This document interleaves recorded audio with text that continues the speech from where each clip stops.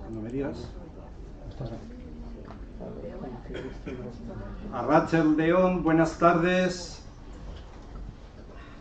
Vamos a presentar la 11ª semana napoleónica. Ya sabéis que es el mes en el cual tenemos una serie de actividades relacionadas con aquel acontecimiento ocurrido en Vitoria el 21 de junio de 1813, y nos toca esta semana la parte central, la de las conferencias, porque antes hemos tenido la ofrenda floral, hemos tenido la sinfonía de Beethoven relatada, un concierto pedagógico para saber exactamente qué contiene esa composición sinfónica.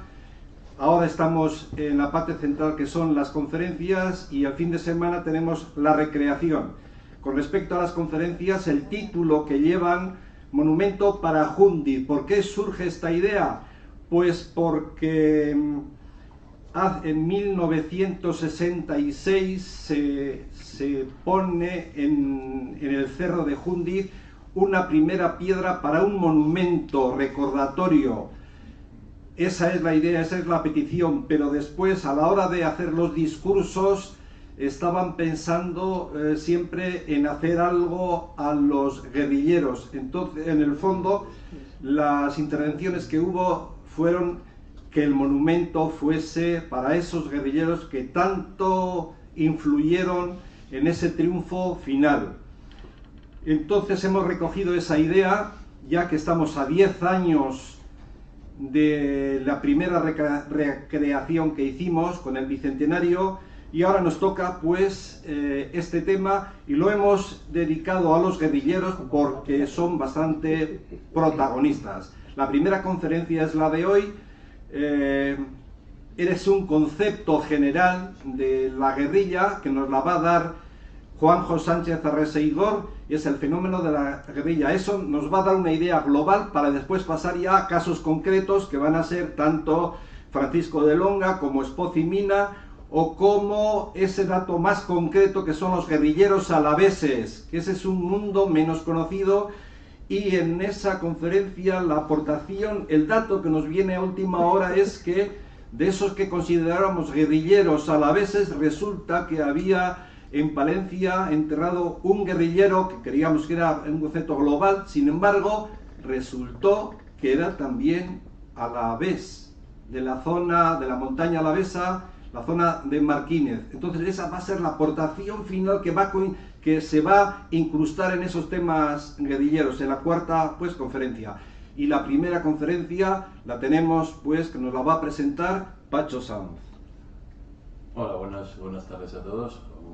Muchas gracias aquí al presidente de la asociación por confiar en mí para ser capaz de presentar a nuestro ponente hoy, a Juanjo, también otro miembro de la asociación, lo cual implica mucho porque está a punto de no venir, que me he equivocado de sitio. Iba a ir a la Casa de la Cultura a la conferencia, como algunas veces la hemos hecho allí. Pero bueno, y aunque tenemos la contrapartida del Alavés, pues aquí tenemos desde luego calidad en el público.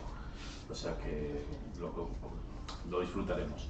Tenemos con nosotros al doctor en Historia Juanjo Sánchez Arrese-Igor, que yo probablemente la primera vez que vi su nombre fue en las páginas del Correo, donde seguro muchos habéis leído muchos artículos de él, porque es también experto en mundo árabe, y desde la época de las Torres Gemelas empezaste a escribir mucho en el Correo, la verdad. Bueno, sí, desde un poco antes, entonces ya era veterano, había empezado en el 96. Sí, pero entonces se incrementó mucho con eso. Y porque su tesis doctoral pues, fue precisamente entre las relaciones entre España y Egipto. Sin embargo, tuvo la vista de escribir el libro Vascos contra Napoleón, que sacó más o menos algo antes de la batalla, del 200 aniversario de la batalla. Sí, en 2010. Un tocho potente de 500 páginas sobre la guerrilla, así que tenemos una persona que realmente sabe del tema que nos va a intentar resumir hoy. Y bueno, ahora recientemente ha sacado otro, Caos Histórico, otro libro sobre las conferencias que da a veces las charlas que da a veces en la radio, de casos históricos curiosos y así. Y ha sacado su último libro. Y por supuesto sigue colaborando con el Correo y con otros medios. Y hoy, sin más, Juanjo, te cedo la palabra. Muchas gracias. Gracias a todos por venir aquí, y espero que la conferencia se haya merecido que no estén festejando el ascenso de árabes como todo el resto de la ciudad. Para comprender la guerra de la independencia es necesario entender la guerrilla en un doble aspecto, como táctica militar y como fenómeno social. Existe una versión más o menos mítica, folclórica de la guerrilla como una especie de peripecia emocionante en la que unos cuantos golpes de mano afortunados son suficientes para desmantelar todo el dispositivo político y militar del enemigo, que podría ser el argumento de una bonita película de aventuras, los valerosos héroes, que los malos topes que no disparan, que no aciertan ni un disparo por casualidad. La vida real es muy diferente, por supuesto. La guerra de guerrillas es un conflicto largo, fatigoso, donde la victoria solamente se obtiene, si se obtiene, que eso no es lo más habitual, después de una lucha prolongada donde el porcentaje de bajas entre los rebeldes puede ser aterradoramente alto. Las guerrillas son una guerra de desgaste, donde el objetivo es erosionar los recursos del enemigo y también su voluntad de lucha.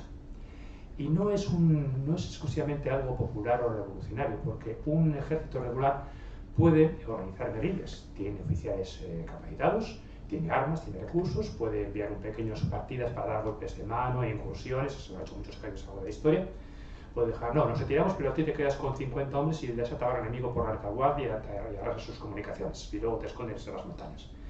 Y también puede ser una guerra de guerrillas llevada a cabo por grupos populares, pero digamos que defiendan causas de tipo conservador e incluso reaccionario, incluso la defensa de grupos de una élite o de un grupo étnico contra los demás grupos étnicos del país o de una oligarquía dominante.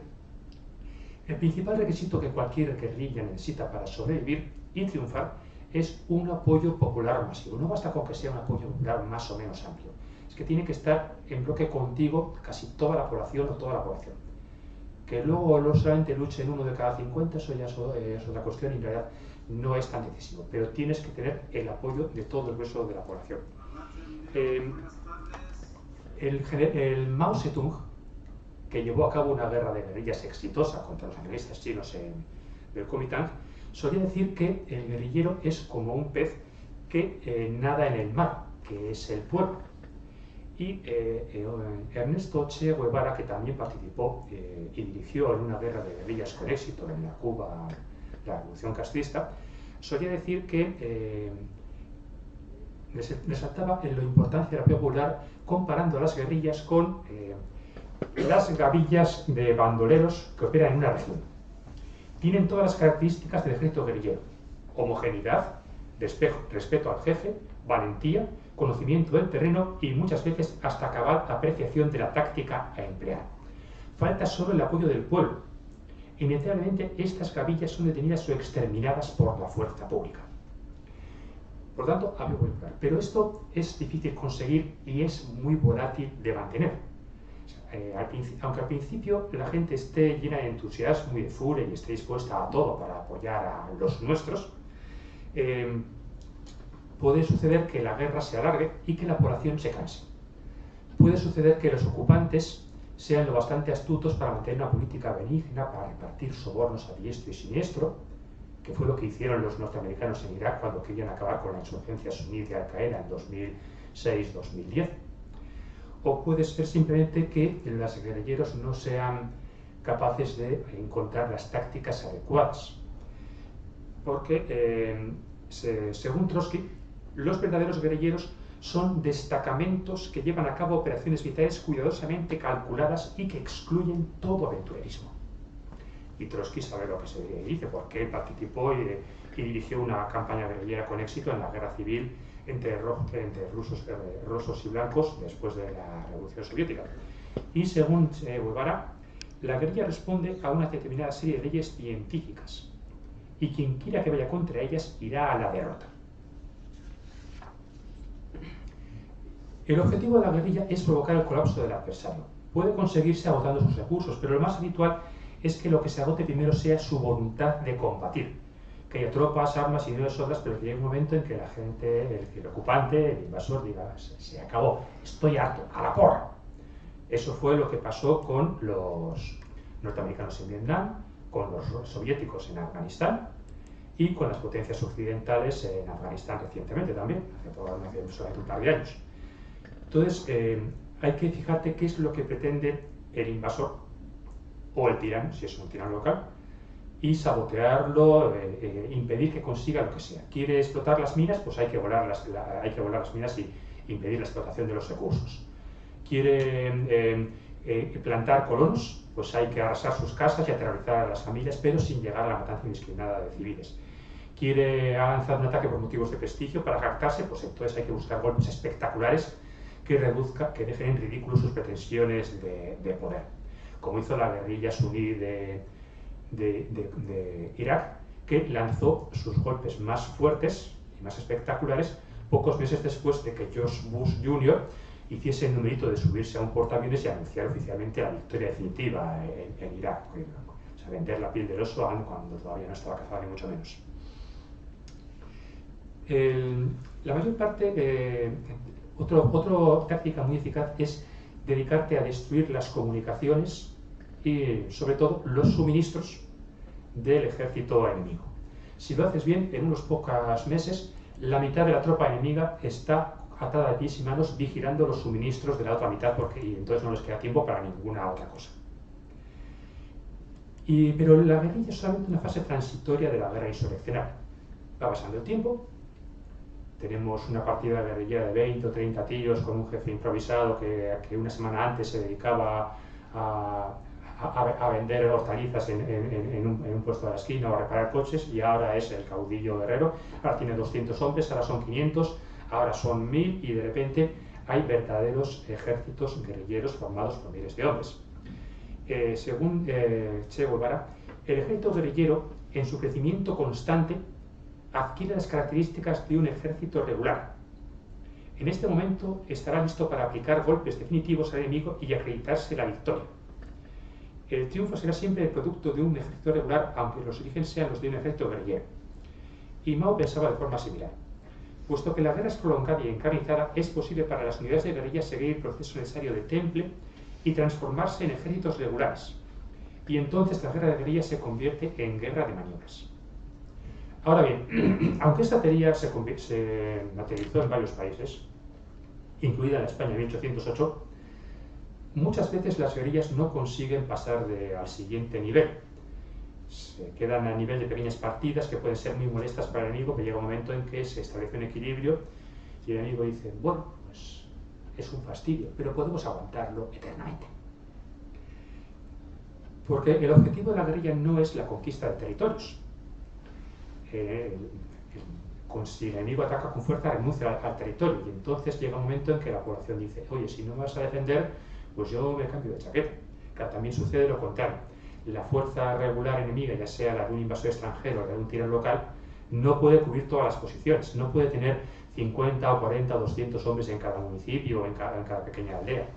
Y entonces los guerrilleros controlan todas las zonas donde hay una guarnición, y si hay una guarnición pequeña, pueden concentrarse de golpe y aplastarla y ir poco a poco desgastando la fuerza del enemigo.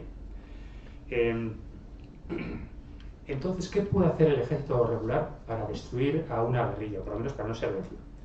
Bueno, primero de todo, no confiarse demasiado, no pensar que después de la primera ofensiva ya está todo ganado, y hay que buscar la forma de aplastar la insurgencia al principio, nada más empezar la lucha, cuando todavía son pocos, cuando todavía están poco organizados, cuando todavía la población civil no está endurecida y enardecida por una guerra prolongada y no está harta de las molestias y de las sedicias de las tropas ocupantes. Bueno, también hay otras estrategias que son totalmente eficaces contra una guerra de guerrillas. O sea, son 100% seguras, 200% seguras, 500% seguras, mano de santo. La primera es el genocidio. Matamos a todo el mundo y entonces no queda nadie que pueda unirse a la guerrilla. Y esto se ha hecho con completo éxito más de una vez. Y la segunda es la deportación masiva, o una combinación de ambas, lo que se llama limpieza étnica. Esto también se ha hecho con éxito y, por ejemplo, Milosevic lo intentó hacer en Yugoslavia hace tan solo unos pocos años.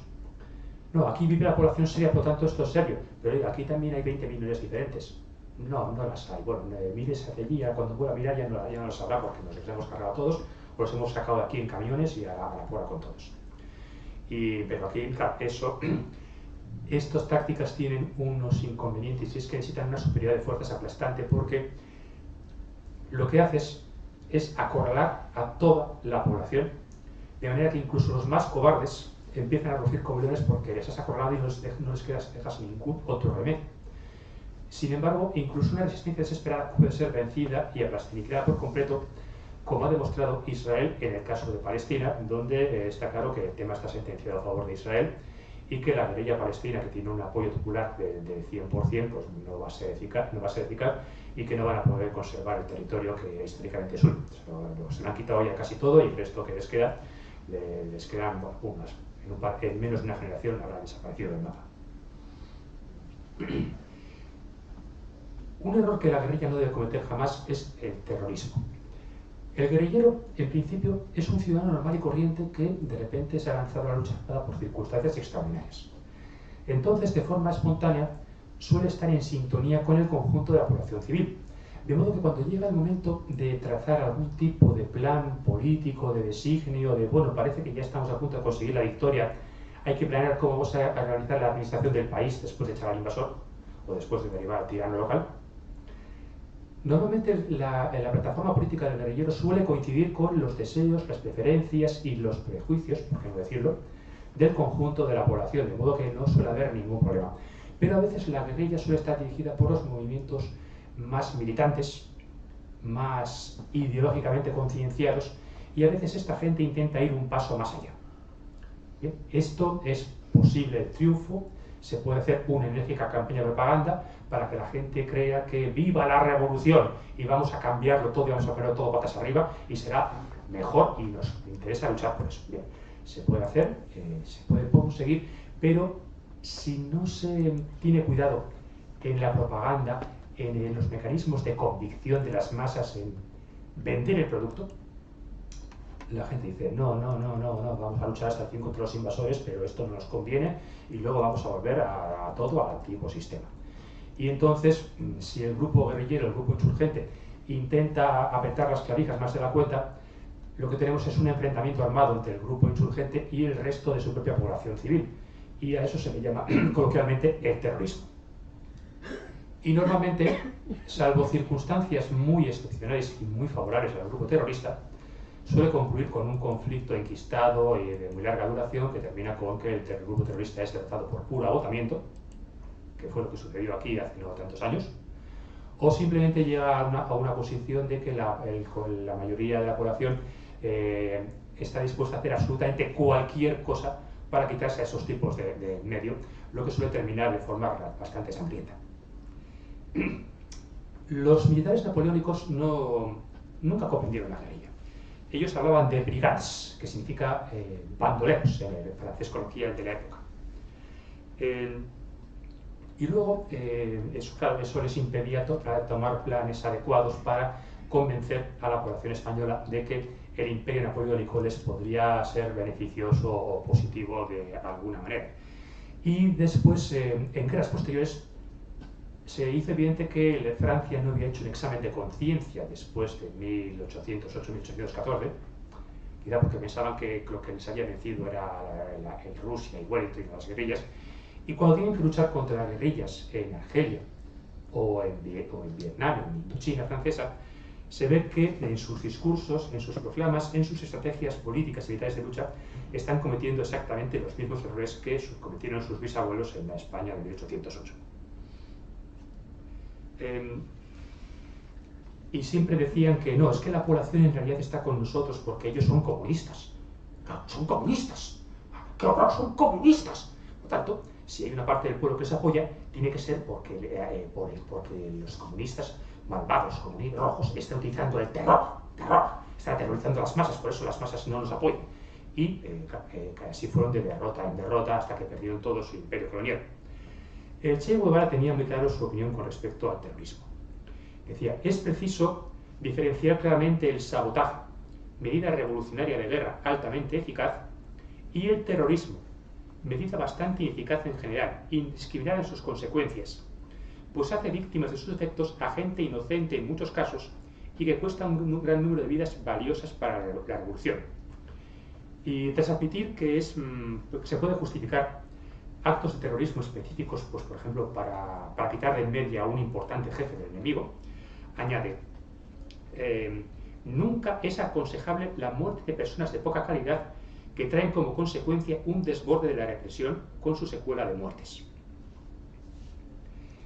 Luego, el grupo guerrillero tiene que tener en cuenta el medio geográfico. Es Clausewitz, un militar alemán profesional que dirigió gran parte de la guerra contra Napoleón y que hizo gran parte de sus libros teóricos sobre la guerra pensando en su experiencia derrotando al emperador Napoleón. Él no era muy partidario de las guerrillas, él quería organizar grandes ejércitos para aplastar a Napoleón en tremendas batallas campales, pero pensaba que las guerrillas tenían asegurado el éxito si actúan en un teatro de operaciones bastante grande, que sea accidentado o inaccesible y que operen en el contexto de una guerra nacional, o sea, que sean el instrumento armado de una vasta sublevación popular. Lo mejor, montañas cubiertas de bosque. Las grandes llanuras son el peor lugar para las guerrillas, pero también es factible llevar a cabo guerras de guerrilla exitosas en una zona de llanura, aunque es más difícil. Otro factor más útil es el tamaño total de la zona de operaciones. Mao Zedong, acostumbrado a operar en las grandes extensiones de China, decía que en un país pequeño, como por ejemplo Bélgica, no iba a ser posible crear una guerra de guerrillas porque sería aplastada. Y algo de razón tenía, porque Napoleón Bonaparte se enfrentó con éxito a guerrillas en la zona francesa llamada la Vendée, en el Tirol y en Calabria, en Italia, en el sur de Italia. Y todas estas eran zonas pequeñas y el movimiento guerrillero no consiguió cuajar y extenderse más allá de esta zona original, y todas estas fuerzas guerrilleras fueron sitiadas, cercadas y completamente aniquiladas. Fueron vencidas sin remedio. Claro, Napoleón pensaba, otra guerrilla en España, bueno, ¿con estas cuántas dan? 4, claro, pues la aplastaremos. Igual, hemos ya vencido a 3, o sea, con esta tampoco será muy diferente. No se daba cuenta de que España era un país tan extenso como Francia y que era como 7 u 8 veces la Vendée más el Tirol más Calabria reunidas y también mucha más población. Y eso marca la diferencia, o sea, como suele decirse, el tamaño importa y puede importar mucho. En el País Vasco en concreto, el relieve montañoso y boscoso, mucho más boscoso que en la actualidad, y con muchas menos líneas de comunicación que la actualidad, o sea, tachar mentalmente todos los ferrocarriles, túneles y puentes y viaductos construidos en los últimos 200 años, ¿no? Imaginaos que para ir a caballo de Bilbao a Vitoria pues hace falta media jornada, con suerte, si no te empiezas con osos o con bandidos. Y luego además había un factor específicamente vasco que también era un gran estorbo para los invasores. O sea, no había una serie de grandes ciudades y tampoco había una serie de grandes, una élite de grandes terratenientes que coges a esa gente por el cuello y detienes a todo el país, porque ellos arrastran al resto de la población, a sus clientes, a sus vasallos, ¿no? Aquí había varios centenares de municipios pequeños. O sea, ahora en la actualidad la comunidad autónoma vasca creo que tiene unos 200 municipios, 200 ayuntamientos con 200 alcaldes. En la época napoleónica eran más de 600. Y aquí en la provincia de Álava se llevaba la mitad, 300, y no era la zona más poblada.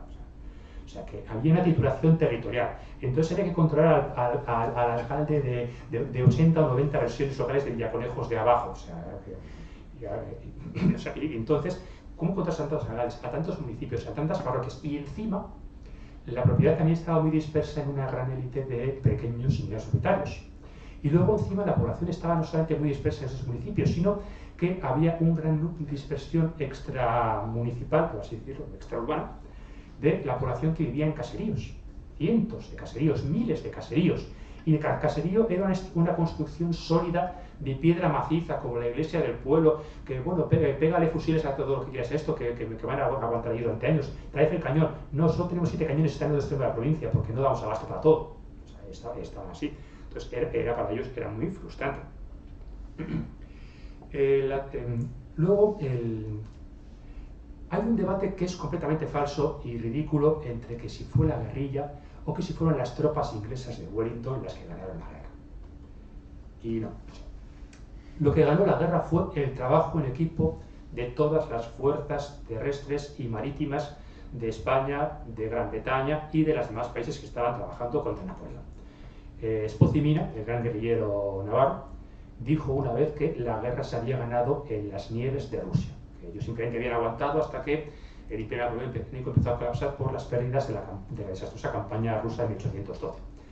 Pero en la campaña española lo que fue eficaz fue el trabajo en equipo entre los ejércitos regulares españoles, británicos y portugueses y las fuerzas guerrilleras españolas y también portuguesas, también hubo guerrilla portuguesa, todas trabajando en equipo, comunicándose continuamente, coordinándose.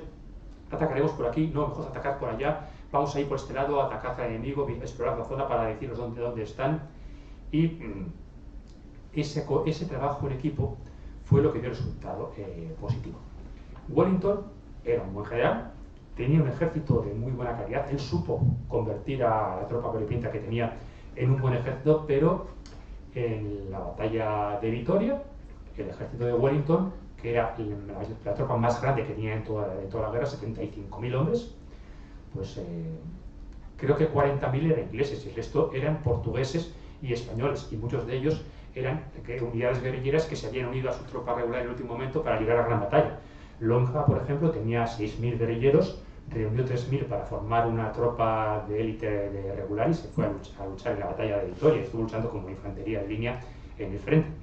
Y el guerrillero a la vez, Sebastián Fernández, alias Dos Pelos, reunió a 2.000 de sus mejores hombres y también luchaban como una unidad regular, asegurando una parte del frente, envolviendo todo el ejército francés. No recuerdo exactamente dónde estaban, pero estaban en la parte al sur de la llanada de Alavesa, para bloquear a las tropas del general Clausel por si acaso se presentaban y ahí iban a ir a encastillarse en un paso de montaña y tú no pasas por aquí de ninguna manera y José tenía que luchar sin tu ayuda. Zaldiana. Sí. Zaldiana, sí. El factor decisivo para que decía la guerrilla es que bloqueaban por completo las comunicaciones francesas. Según Thibaut, un general francés, el jefe del Estado Mayor de Junot le enviaba cartas a su esposa para tranquilizar. Le enviaba notas sencillas, abiertas, con cualquier soldado que fuera para volver para Francia. Le decía simplemente esa nota, estoy bien. Y le envió 60 notas en total. Su esposa recibió 3 de ellas. Dejando aparte que algún soldado francés sería un pasote de el imbécil del coronel me ha dado esta nota que le dé, pues los demás pues le habrían de recompensa económica, supongo, para que le llegase la nota a la esposa, que le diera algunos dolones, ¿no? Pero los demás muertos o prisioneros por las guerrillas. En cuanto a luchar en una zona de llanuras, el general Barón de Marbot escribe en sus memorias: a primera vista parece imposible tender allí una emboscada. Hablaba de la zona de Castilla, el norte de Burgos o la llanada de esa, porque la llanura está desprovista de arbolado y no existen montañas. Pero la región presenta tales ondulaciones que la seguridad que aparenta al pronto es terriblemente engañosa. Las hondonadas formadas por los numerosos montículos que la cubren permitían a los guerrilleros españoles esconder allí sus guerrillas. Como quiera que fuese, yo prefiero viajar por el terreno descubierto del norte de Castilla que por las montañas de Navarra y Vizcaya, es decir, el País Vasco, cuyos caminos están siempre dominados por rocas y bosques, y cuyos habitantes son mucho más valientes y acometedores que los castellanos. Bien, esta situación favorable y esta habilidad táctica para organizarse y organizarse de forma eficaz permitió que hacia 1811 la guerrilla pasara de ser unas pequeñas bandas de unas pocas docenas o un par de cientos de hombres a agruparse y soldarse en un reducido número de grandes unidades de varios miles de efectivos que son verdaderos ejércitos clandestinos dirigidos por jefes que ya tienen una disciplina, un prestigio, un saber hacer y sus cuadros de mando, de tenientes y sus sargentos y sus oficiales diversos para enfrentar a toda esa gente. Que vienen 5.000 enemigos a por ellos, nos dispersamos como una banda de gorriones, atacamos desde 20 direcciones distintas y nos reunimos en el punto acordado a 200 kilómetros de distancia. Se movían muy deprisa, se movían el doble de rápido que el ejército napoleónico, que era el ejército que se movía más rápido de los ejércitos de la época, lo que le proporcionó muchas victorias. En 1812, los ejércitos guerrilleros estaban al mismo nivel que unidades regulares imperiales británicas y libraban batallas campales contra unidades francesas de tamaño equivalente y las vencían. Y solo se retiraban cuando venían pues, en proporción de 3-1 o de 4-1. Y mucho antes de que Napoleón emprendiese su desastrosa campaña de Rusia en 1812, La tropa napoleónica que estaba en el País Vasco estaba acorralada en un puñado de poblaciones grandes, de las que solamente podía salir para forrajear en formaciones de cientos o incluso miles de hombres, porque o salían así o no volvían.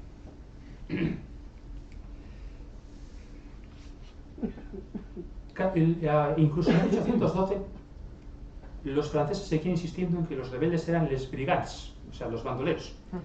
El general Thibaut es el único que reconoce en sus memorias que el término se empleaba de forma deliberada a sabiendas de que era incorrecto. Tan solo Roca, otro militar francés de origen suizo, se atreve a plantear un análisis revolucionario diciendo que es algo legítimo al margen de los cálculos de las leyes y de los gobiernos, en tanto que esté respaldado por el pueblo. Ahora bien, no todo era autoengaño cuando los franceses hablaban de bandoleros, para hablar de los guerrilleros, porque cuando los grupos sociales privilegiados, los ricos, los pudientes, daban dinero, caballos o pertrechos a los guerrilleros, luego, para justificarse, porque los franceses tienen sus espías y se enteraban de muchas cosas, pues decían, no, es que me han robado, me han atracado, me han robado. Y eso consta. Los brigands han robado al marqués de Villarillas, los brigands han robado al señor hacendado, tal. Pero luego, en los archivos, se conservan recibos que daban las guerrillas de los materiales que habían recibido, armas, caballos, calderos, raciones de comida, páguese al final de la guerra. Y luego hay firmas y documentos de que después de la guerra, a fulano de tal que entregó 3 ovejas a los patriotas, 50 maravedíes. A mengano de tal que entregó un caldero de cobre grande y 200 velas, páguese 30 maravedíes. Y eso fecha 1814, 1815, 1816. O sea que realmente esas deudas de guerra se fueron pagando poco a poco después del conflicto. Y no solamente a los peces gordos, sino a la gente humilde que hacía aportaciones de poca cuantía. Algunos autores, como por ejemplo John Tom, que escribió un libro que por lo demás es muy bueno, aunque su tesis principal no tenga mucho fundamento, ha defendido la hipótesis de que la guerrilla fue en realidad un alzamiento sectorial del estamento de pequeños propietarios campesinos de las regiones de alta montaña del norte de España.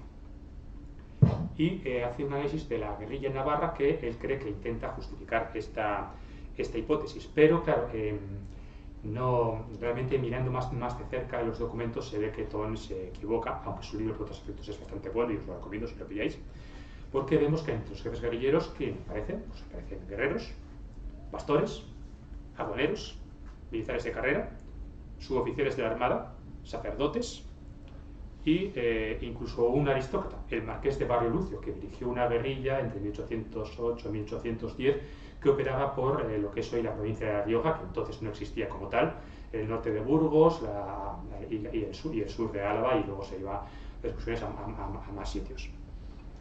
En un municipio cualquiera, por ejemplo, en Vergara, el Jáuregui, el pastor, el líder guerrillero guipuzcoano, reclutó a 52 personas, 25 eran artesanos, 8 eran labradores, 10 eran estudiantes del seminario de Vergara de la Real Sociedad Vascongada Amigos del País, 4 eran sirvientes que trabajaban como tales en caseríos, 2 eclesiásticos, 2 escribanos y un cirujano. En cuanto a nivel de renta, el 76% no poseían bienes de importancia, el 10% poseían una casa y el 13,7% eran algo más pudientes. O sea, como veis, era un grupo variopinto que representaba bastante bien el conjunto del vecindario del municipio y de toda la población de los municipios pequeños del País Vasco. Y luego, además de los guerrilleros vascos, de los chicarrones del norte, dispuestos a repartir leña a escala industrial entre la tropa invasora, pues teníamos gente prácticamente de todo el mundo.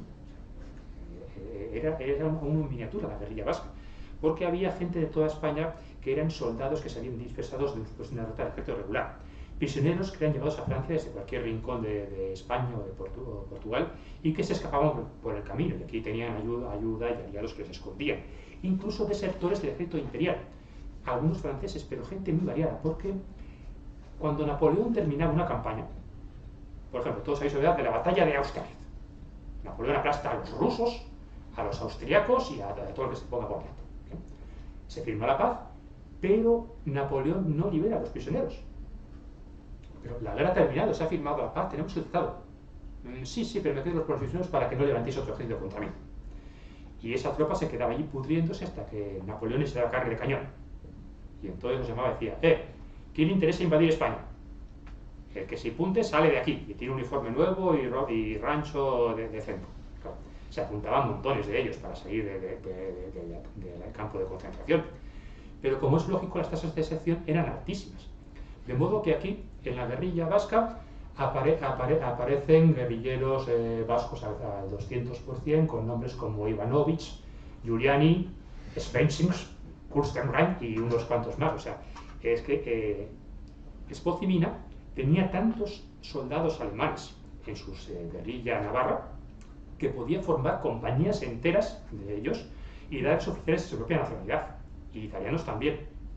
Y el guerrillero Renovales, que organizó la defensa del Valle del Roncal, tenía a su servicio a 40 soldados rusos que habían luchado en la campaña de Austerlitz y que se habían juntado con Napoleón y que habían desertado. Luego, eso es cierto, esta es la parte bonita, pero no todo fue tan unánime. O sea, había gente que desertaba para pelear el bando napoleónico.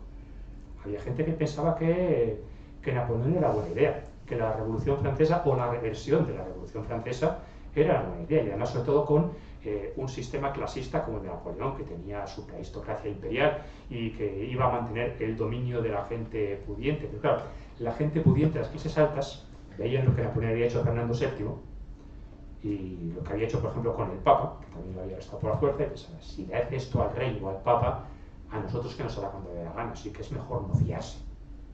Pero una parte de las élites sociales vascas, el almirante Mazarredo, que tiene una calle en Bilbao, claro que maravilla, pero en fin, y Urquijo, que había sido primer ministro con Carlos IV, y que también tiene una calle en Bilbao que enlaza con la de Mazarredo. Eran buenos amigos en vida, siguen siendo en la muerte, en la calle urbana.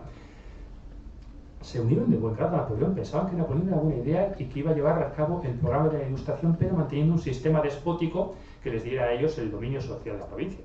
Y había gente que simplemente pensaba que, bueno, esta gente paga bien y al final esta gente son los más fuertes y van a ganar. Bien, esto pasa en todos los conflictos bélicos. Pero, un momento.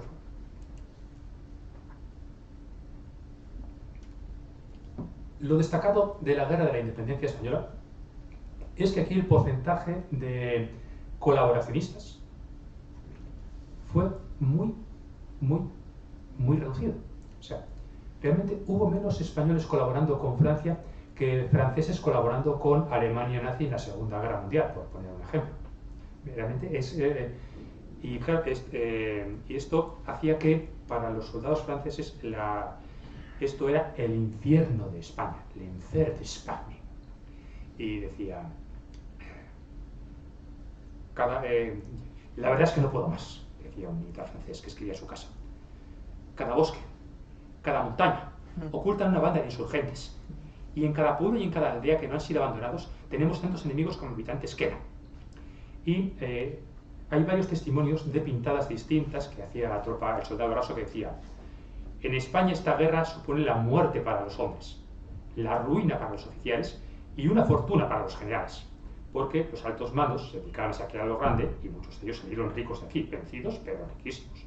Y en algunos casos se consiguió que devolvieran el botín. Todavía muchos de los cuadros que robó Soult, que atentó a las iglesias de España, siguen en el Museo del Louvre. El general Álava logró recuperar un buen lote de ellos, pero no todos, y los demás siguen ahí. Y un tal Perrier, que acaba de llegar al País Vasco, estaba desayunando en la hierba de un prado con unos amigos, cuando una vieja pastora vasca empieza a murmurarles: ¿qué dice usted, abuela? Digo que es una lástima. ¿Cómo lástima? Sí, vosotros sois jóvenes, muy hermosos, habéis venido a España, pero ay, no saldréis de ella. Pues entonces ahí un tal Tirión dice: he abandonado España y me siento a mitad de ligero. Ya no hay que temer a los brigantes. Me parece que están en otro mundo. De buena gana abrazaría el suelo francés. Pues claro, esto es la cuestión. Esto fue así porque toda la población estaba en contra de los invasores y el que no luchaba les ayudaba a los que luchaban. Y como dice Pardo de Santayana, que dará la conferencia de mañana, que os recomiendo que la veáis, que merece la pena, la batalla decisiva de la afrancesada fue la que los guerrilleros dieron por el control de la población civil. Pero por las buenas, no a punta de pistola, poniéndoles una arma en la nuca a todos. Si la población de las regiones dominadas por las tropas imperiales hubiera aceptado el dictado francés, personificado en la figura del rey José, la retaguardia no solo habría retenido fuerzas, sino que les habría generado. Habiendo tropas españolas luchando en ambas partes, la causa patriótica habría visto debilitada su legitimidad y cohesión y la voluntad de lucha se hubiera ido extinguiendo. Y para terminar la conferencia os digo lo siguiente. Se habla ahora de hacer o restaurar el monumento.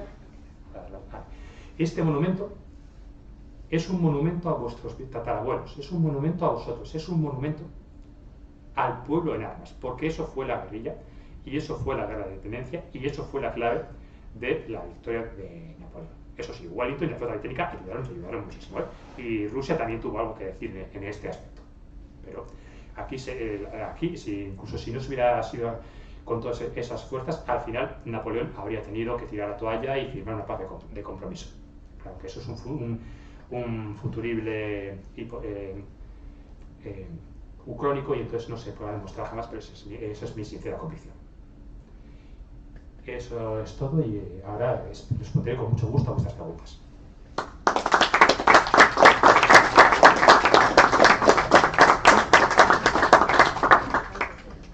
Seguro que tenemos alguna pregunta interesantísima. ¿Quién quiere ser la primera persona en preguntar? Allí, por favor.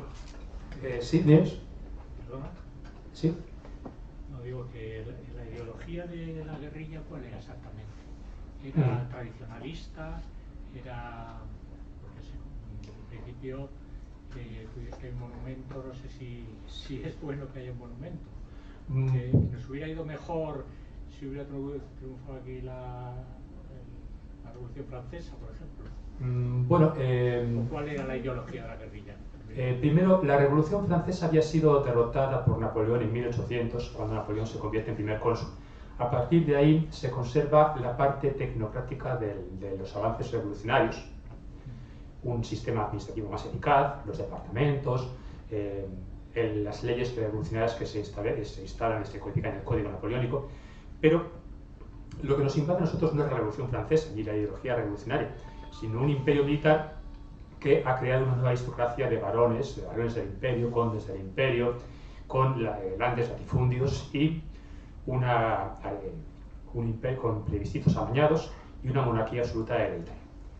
Entonces, realmente no teníamos la opción de usar la Revolución Francesa porque esos tipos no estaban por aquí, ni estaban ni se les esperaba. Luego, la ideología de la guerrilla al principio es ninguna. Simplemente es supervivencia y no, tenemos que luchar como sea y el rendirse no es una opción porque Napoleón no es de fiar, de modo que aunque firmemos un tratado de paz razonable, después de lo que ha hecho, después de lo que ha entrado por el país de traición, no podemos fiarnos de él. Por lo tanto, la única opción es luchar hasta el fin. No hay ideología. Después, gran parte de la población tiene un pensamiento tradicional, conservador, acepta el sistema vigente, que es injusto porque solamente los ricos tienen derechos políticos en el sistema foral vasco. Hay una democracia, pero es una democracia oligárquica porque solamente los propietarios de tierras tienen realmente derechos políticos, pueden votar y solamente los más ricos dentro de ese grupo social pueden optar a ser candidatos a los cargos. Pero la población se ha apañado bien con ese sistema y les parece bien a condición de que conserven ciertos privilegios, de que no haya un reclutamiento militar obligatorio, de que no haya impuestos directos, de que puedan aprovechar los montes y las tierras comunales y de que la presión fiscal no suba a cierto punto. Cuando eso sucede, hay revueltas, como la Zamacolada o la revuelta de Módenes, aquí en Vitoria. Cuando eso se arregla, todo vuelve a la normalidad. Después, la población enardecida ya se ha acostumbrado a actuar por su cuenta, al margen, incluso en contra de las órdenes de las autoridades adicionales, y se muestra receptiva a la ideología liberal en la Constitución 1812. Pero esto es la Constitución 1812 no cala entre la población. En 1812 y 1807, a medida que se va liberando los pueblos de la ocupación napoleónica, se lee la Constitución de Cádiz, se explica, se predica, como si fuera el sermón en la iglesia, y después de que se ha leído todo el texto y se saben que están jurando, se hace que la gente y los municipios y la población jure lealtad a la Constitución. Y son muy pocos los que se ponen, pero esto no consigue permear en la mentalidad de la gente, y cuando Fernando VII proclama el absolutismo, no hay mucha resistencia. Claro, hay una parte de la población que sí, un momento, y Fernando VII es un mal gobernante, y eso va a ir haciendo que el número de partidarios del orden del liberalismo y del constitucionalismo de Cádiz aumente, lo que va a llevar a las guerras civiles de 1820 y las guerras carlistas. Pero en un principio la guerrilla no tiene ninguna ideología propia. ¿Sí? Pero sí que es cierto que muchos líderes y miembros de las guerrillas venían de la iglesia, tú también lo has dicho. Eso no hace que, o sea, las guerrillas tuvieron que, digamos, entre comillas, convencer a la población para obtener su apoyo, y si es así, ¿fue con elementos ideológicos cristianos o no tuvieron esa necesidad? Hombre, desde el principio la iglesia desconfía de Napoleón porque le ven como el heredero de la revolución, aunque una parte de la iglesia al principio no le pone mala cara a Napoleón, porque a fin de cuentas, poco antes de la invasión de España, Napoleón ha firmado un concordato con el Papa, y de hecho el Papa ha asistido a la autocoronación de Napoleón. Claro, ya sabéis el cuadro de David, donde el Papa está allí de figurón y Napoleón se corona a sí mismo. Claro, se suponía que el Papa iba a poner la corona, pero el Papa, Napoleón Alvarez, se la corona a él. O sea, no, yo no soy Carlomagno, yo soy más chulo. Entonces, en un principio, además, una parte de la iglesia, sobre todo la parte más ilustrada, Napoleón, qué buen tipo, ha dominado a la hidra revolucionaria, les ha aplastado, ha destruido a los jacobinos, y mantiene un sistema más moderno, pero mantiene a los privilegios de la iglesia, bueno, parte de los privilegios de la iglesia. Entonces, al principio, la iglesia no es realmente hostil a Napoleón, pero cuando empieza la guerra, la iglesia se vuelve obviamente hostil a Napoleón, sin ningún género de dudas. Además, poco antes de que estalle la guerra, Napoleón ha arrestado al Papa en un golpe de mano, eso ya le predispone. Pero sobre todo, cuando algunos sacerdotes o obispos, por motivos que sean, por interés, por soborno, o porque les han puesto una pistola en la nuca, se declaran a favor de Napoleón y predican a favor de Napoleón, de repente pierden todo el apoyo de sus feligreses. O sea, de repente se desconecta toda la feligresía, se ve que esa gente pasa del tema y se van a otra iglesia a escuchar el sermón de la misa del domingo. Y eso pasa una y otra vez. Luego, en general, la iglesia mantiene su influencia entre las masas solo mientras diga que hay que luchar contra Napoleón. Cuando intenta decir lo contrario, la influencia eclesiástica se desvanece. Y una parte del clero, una parte más ilustrada, más culta, no está en contra a la Constitución de Cádiz, a condición de que se cumple, de que la Iglesia Católica, el cristianismo católico siga siendo la religión oficial. De hecho, ahora no recuerdo, mira, me pillas en blanco, si la Constitución de Cádiz tolera las otras religiones. Creo que no. La Constitución de Cádiz establece la religión católica como una libertad de España. Y una parte del clero dice, sí, lo compro. No, y el mayor opositor en las Cortes de Cádiz era el obispo de Orense. Sí, uno que estaba en Cádiz y protestando, que no le gustaba mucho. Sí. Pero otros sacerdotes y otros obispos no eran tan irreductibles. ¿Una otra pregunta tenemos por ahí?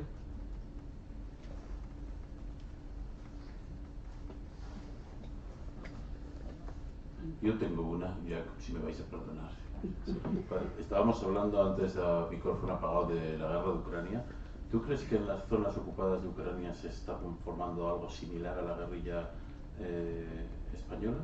Que realmente es una cosa que mi padre siempre hacía la broma de decir la guerrilla la inventamos en España y la hemos ido exportando a todos los países que la han querido comprar, ¿no? Entonces, ¿realmente eso es así?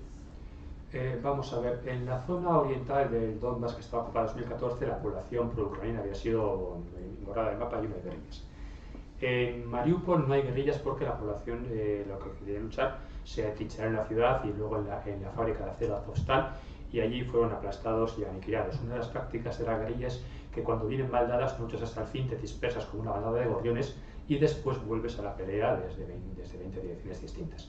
Luego, en toda la zona que va desde Mariupol hasta el Gerson y el río Donbass, Donetsk, sí se ha documentado en los primeros meses de la guerra una intensa actividad guerrillera, sobre todo además porque Rusia no disponía de efectivos para someter un control estricto toda la zona que había ocupado.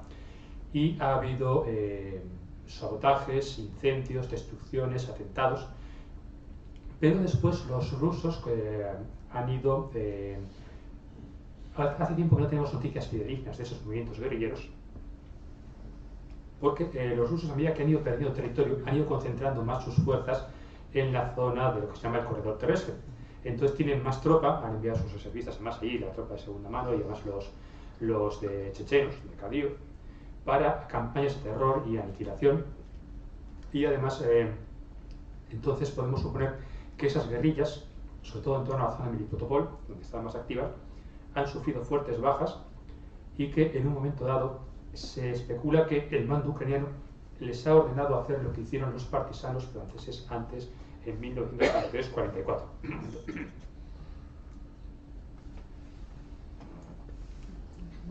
Se escondieron, se hicieron los muertos y mantuvieron una actividad mínima o ninguna actividad absoluta, aunque en realidad había grandes efectivos con muchas armas y muchos pertrechos que iban enviando los aliados en aviones. Hasta hemos visto 1000 películas. Y en el momento en que los aliados lanzan el desembarco en Normandía, de repente hay decenas de miles de partisanos armados hasta los dientes, bien pertrechados, que se lanzan a la lucha por todo el país y empiezan a bombardear, destruir, volar líneas férreas, atacar a los convoyes que se mueven. Y la división acorazada Das Reich, que tenía que ir a Normandía y tenía que estar allí en 5 días, tardó 3 semanas en hacer el viaje porque los partisanos franceses, el maquis, les atacaban por todas partes. Entonces se especula, pero no hay manera de saberlo, que después de sufrir fuertes pérdidas, el gobierno ucraniano les ha dicho a estos guerrilleros, tiraos al suelo, haceos los muertos, que crean que os han vencido, y cuando llegue el momento decisivo, vosotros volvéis a la lucha, que intentaremos enviar los suministros de alguna manera. Pero ahora mismo la actividad guerrillera en la retaguardia rusa es muy reducida, y los rusos si tienen que... Si un general napoleónico quería castigar a un municipio a la vez porque había apoyado a la guerrilla, se presentaba y mataba al alcalde o a 5 o 10 vecinos. Eso fue, por ejemplo, la masacre de San Diego. Se ahorcaron a 10 de golpe. Y además, ellos mismos difundían noticia para que la gente se acobardase. Si las tropas de Putin tienen que ese mismo problema, lo más probable es que arrasen el municipio entero de arriba abajo. Tácticas de terror total. A fin de cuentas, así es como tratan a los rusos que intentan protestar contra el gobierno de Putin. ¿Por qué no hacer lo mismo con los ucranianos?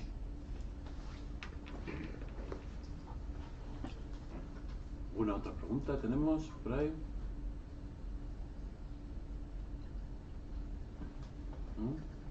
Sí. A mí se me había ocurrido una al principio, muy al principio, porque has dicho que para que algo se considerase guerrilla tenía que tener el apoyo popular. Entonces, tras la victoria de Franco en 1939, los maquis, que quedan muy dispersos y muy reducidos, ¿son considerados guerrilla? Sí, son un intento de guerrilla. Claro, fracasan por 2 factores. Uno, muy incómodo de decir, políticamente incorrecto, y es que incluso en las zonas donde operaban los maquis, que eran zonas donde la izquierda había sido fuerte, los rebeldes de la derecha, dirigidos por Franco, tenían su porcentaje de partidarios desde el principio.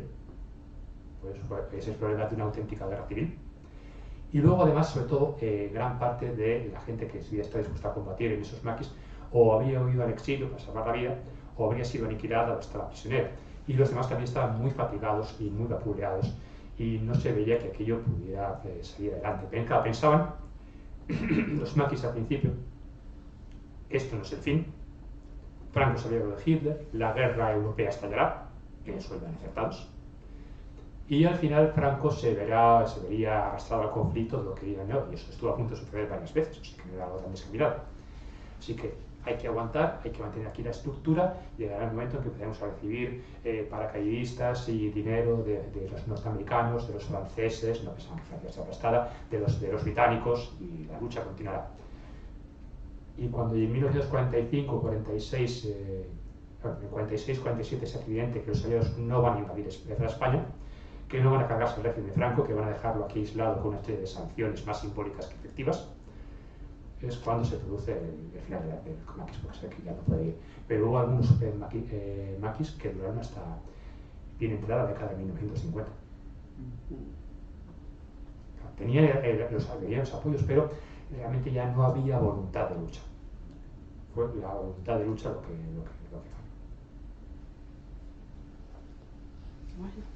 Bueno, pues si no hay más preguntas, nada, mañana nos vemos de nuevo con una interesantísima charla de Longa. Bueno, de Longa, del Parado de Santayana, hablando de su antepasado. ¿Vale? Por eso siempre los confundo. Muy bien.